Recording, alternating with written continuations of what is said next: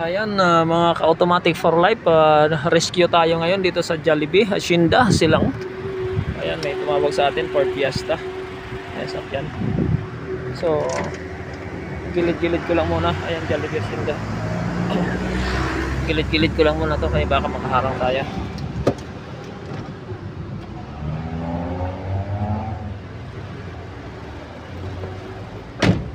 Gilid ko muna, rescue tayo dito sa Ford Fiesta. Tignan natin kung ano yung naging problema.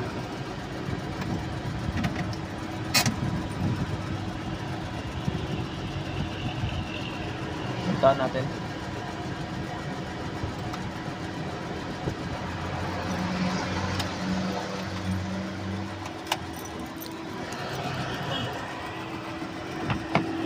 Na-andar siya pero ganyan. Ford Fiesta, ba't ganyan? Na-andar? Anong problema? Check engine?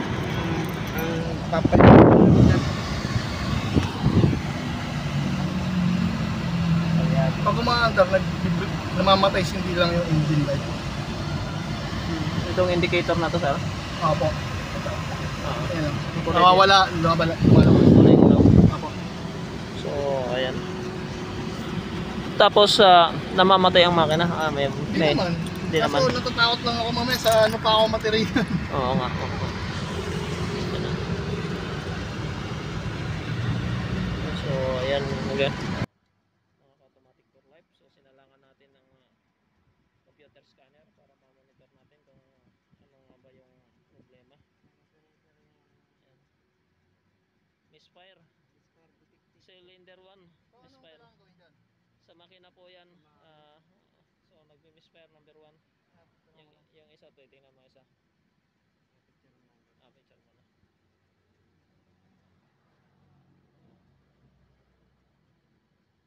Invalid data received from instrument panel cluster control module. So, hindi nakakapag-supply dito. Misfire detected, sir eh. So anong kailangan Patay na ano? Kailangan niya ni troubleshoot tayo dyan, sir, para makita kung bakit yan nag-misfire. Kung bakit. Susuriin. Hindi naman yung fuel filter? Hindi naman kasi firing order ang problema niya eh. Yung sunog. So yung ano doon. So pag ganyan, papalitin na ba yan? O hindi pa? Kung may makita tayong mga busted, papalitan. Pero kailangan mo na matagal ba palitan yun? suriin. Madali ang pagpalit. Ang pyesa lang ang itatanong pa sa mga supplier, mga available parts nito kung anong kailangan. Pero bago magpalit niya, kailangan masuri muna, sir. Kung so, talagang paano masusuri yan? troubleshoot, sir. troubleshoot natin yan. Natin sa inyo. Oo. Para matukoy talaga yung problema bago tayo magpalit. Oo, para hindi tayo bili ng baka naman yung iba kaya lumalaki ang gastos kasi dahil binasa ng scanner, palitan agad. Yung pala, hindi pala doon ang problema. Magkano kaya kailangan kong kunin? Troubleshooting siguro ang naibibigay sa inyong ano nito, labor lang ng troubleshooting, pero yung pyesa wala pa tayong idea kung anong pyesa yung papalitan. Hindi, yung labor lahat kasi kung sa pyesa, may resibo naman sa supplier. Yes, correct. Ang troubleshoot namin sa mga ganito, 5K ang aming sinisingil para ma-diagnose ng tama, masuri ng tama kung ano yung discount? Walang discount yun? hindi kasi ako ang bibigay ng presyo noon ng opisina. So ang sa amin lang yung ideal lang kung ano yung mga ginagawa namin previously. So yun yung pero may estimate na mga gano'ng katagal bago na yung balikan? Kung makukuha siya ng isang araw, mas maganda, pabor sa amin yun. Pero kung marami siyang mga detected na problema, pag mano-mano kami dyan, susuriin namin lahat ng mga piyesa dinaanan para mag-misfire yan. So kung yung minsan naabot 2 araw, pero yun ay pinakamatagal. Mayroon pa tumatagal po. Pero kailangan na namin iwan. Yes po, palyado po yan. Tama yung ano nyo. Pero kaya pa ito i-drive pabalik doon, no? Oo, kaya po yan. Malapit lang naman sa amin. Naka-warning sign na po yan. So yun yung problema niya. I-pato na lang natin. Hindi naman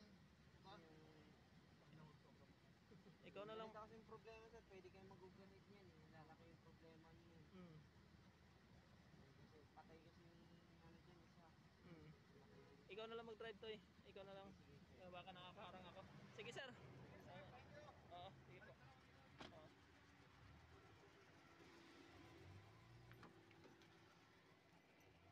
Oo. Ayan. Ah, ayan mga sir. Tayo ay nakapag-rescue at nakita nga natin na misfire ang kay sir makina. So sa makina ang problema niya dito sa ayan Ford Fiesta makina po, hindi po transmission. So napag-usapan namin yun, dadalhin na lang sa shop kasi hindi tayo pwede mapag troubleshooting dito sa Jollibee parking. So yun yung problema niya.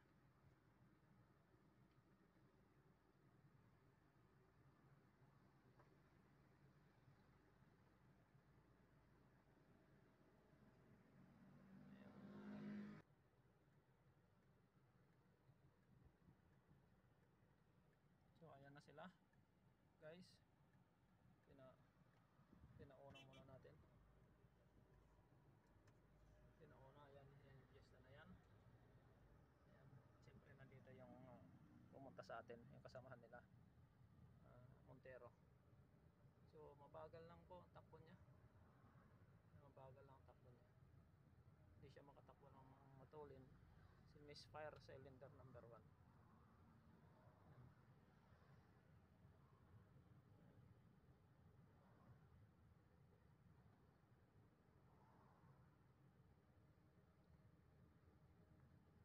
Ayan, bagal lang namin. Rescue po ito. Global Pinoy Automatic Transmission Specialist. So pumunta sila sa atin para nag-ask ng tulong at ito po nakita po natin. Ayan, unahan na natin kaya medyo marahaba na yung nasa likod. Maghintay lang tayo sa unahan. Ayan po, naiwan sila. Haba-haba na kasi yung nandito po sa unahan ng shop ng Global Pinoy Automatic Transmission Specialist. Sa mga may-ari po ng mga sasakyan, kung mayroon po kayong nararamdaman sa inyong mga automatic transmission. So actually ito kasama na rin pala itong binablog ko na to. Ay yung binablog ko yung ibang sasakyan, pero actually itong sasakyan na Honda FD, ito ay for release na rin po ito. Kasama ito kasi sa pag quality ko this time. Tinawagan tayo bigla dahil meron niya yung ni-rescue na customer dito sa nasa Jollibee sila, Shinda Silang. So ayan, nakuha na naman natin. Maghihintay na lang muna tayo dito. Ayan na po yung shop. Gigilid na muna tayo dito. Ayan po yung nakalagay po na kilometer 49. Ang kulay blue na yan. Ayan, G-Pot Silang. G-Pot Silang. Ayun, may naka sign pa ng Valvoline. Ayan po yung Global Pinoy. Ayan pong shop na yan. Ayan. Ayan po. Silang branch po yan. Global Pinoy Automatic Transmission Specialist. Ayan, kitang-kita po yan dyan. OBD Diagnostic Scanning, Automatic Transmission Specialist, Engine General Overhauling. So, ayun, change oil. Siyempre, yung magawa tayo niyan. Ayan, ayan na sila, ayan na. Ayan na yung ating rescue. Papasok na sila dyan. Pasok na sila. At siyempre, nandito yung kanyang convoy. Yung Montero. Ayan.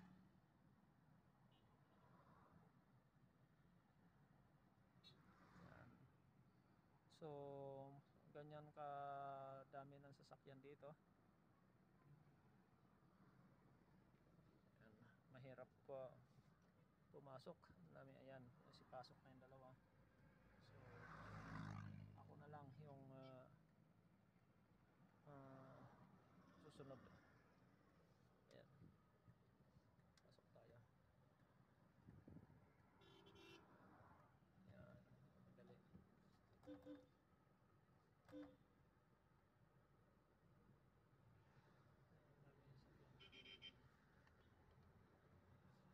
Ayan,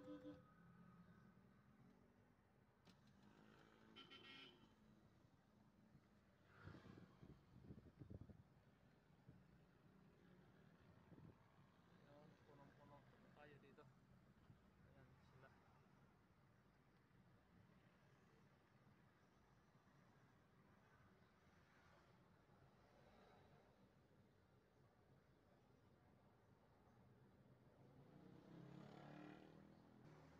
Ayan po ang sitwasyon mga kamatik for life. Punong-puno po tayo dito sa Silang Branch. So,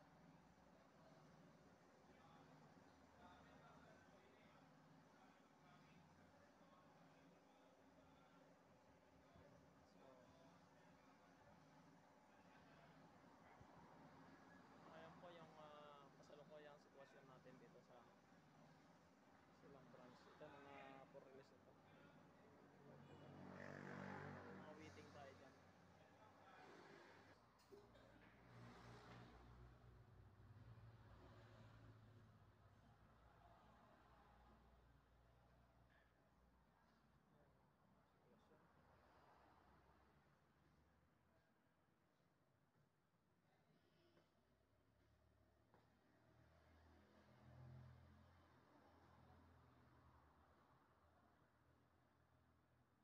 Natin yung ating transmission. Ito.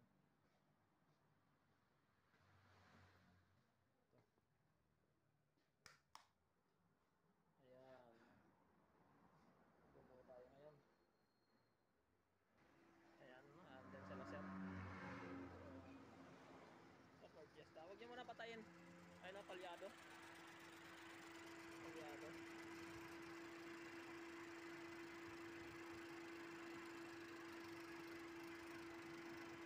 Tanggalin mo nga tayo, tanggalin mo. Palyado. Laki ng palya.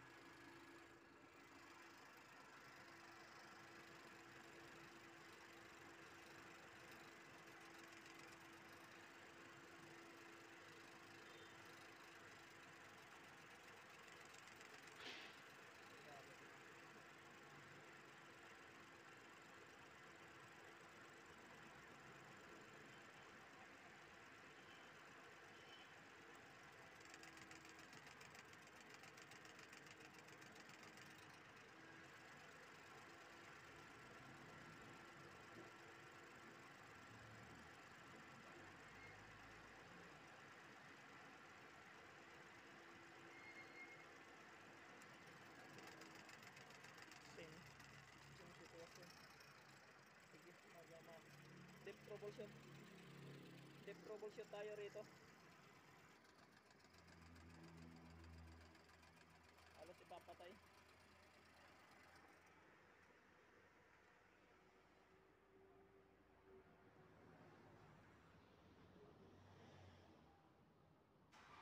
Hindi ka naman nag-overheat nito, sir? Wala naman overheat na ngayon. Pagpunta nyo ng Jollibee, okay pa siya. Hindi, kaya pinark ko sa Jollibee kasi nag-check engine light na siya. Okay. So, kumbaga nabiyahe ka lang. Tapos, kumbaga nakipark ka na lang doon. Naipark na. Oo. Tama naman yan. At least, naagapan natin. Sige. Sino ba magana ito? Ayan mga kamatik for life. Ibang sasakyan naman yan. Yung Pajero naman ang ating equality ngayon. Titingnan natin yung performance nito. Install lang ng automatic transmission. So yun yung ginawa natin. Hirap ang reverse nito nung pinasok. Tingnan natin yan kung kapag reverse na siya. Ayun, namatras na kagad musad na So success. Ayan, naiwan ko muna doon yung Ford Fiesta. Ayan, lalabas muna tayo.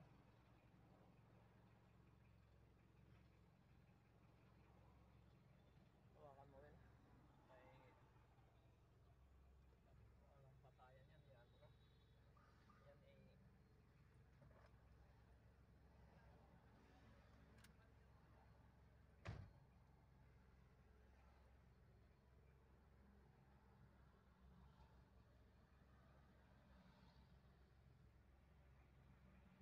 Yan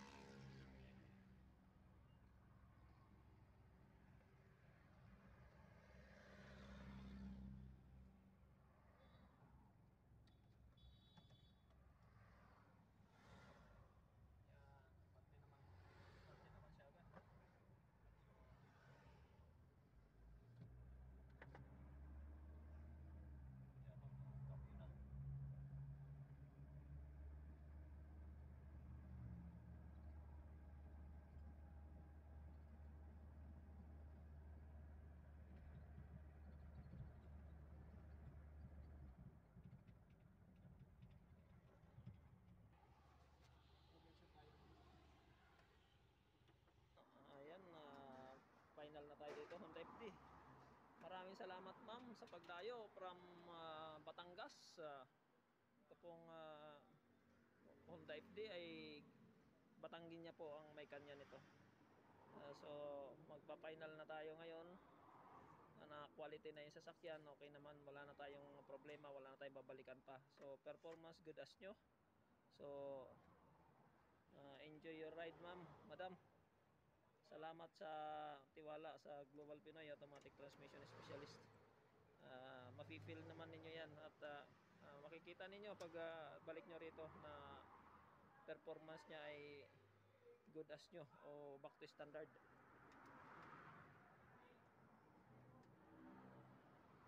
Ayan.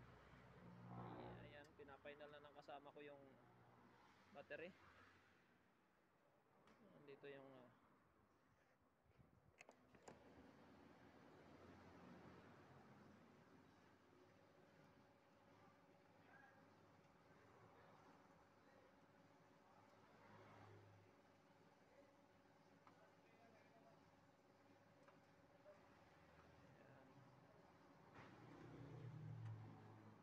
so may re-release na po ito.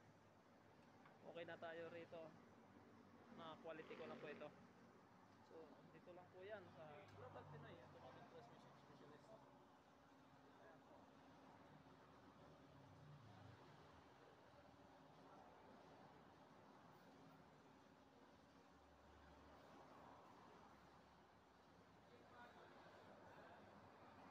Four skip transmission po din po tayo dyan.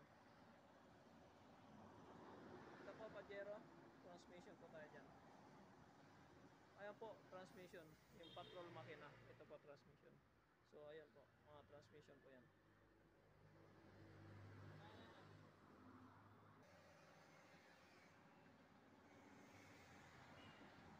So, ayan yung binuo natin na automatic transmission, yung kulay puti. Parang bago na yan. So wala siyang leak dito. Wala siyang leak kahit doon sa taas. Malinis na malinis. Ayan yung nakikita niyong puti na yan. Ayan yung automatic transmission ginawa. Pero pagdating sa kanyang makina, galing po ng valve cover gasket, naliligo po ng langis. Galing sa taas, gumagapang, bumabagsak pa ibaba. Ayan o, dami pong langis. Nakita rin po ito ng may-ari. Okay naman sa kanya, alam niya naman.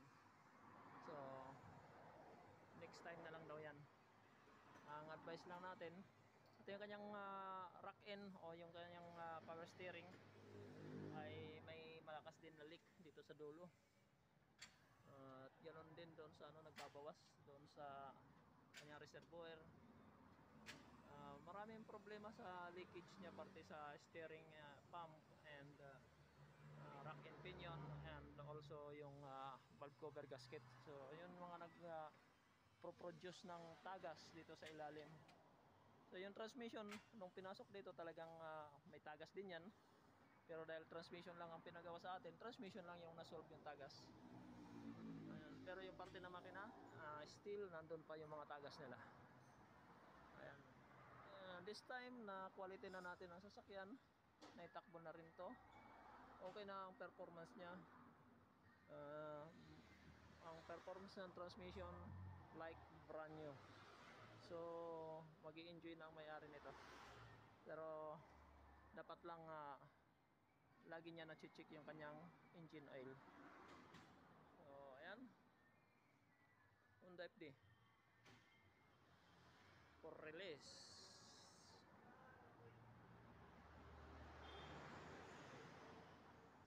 Ford skip naman tayo.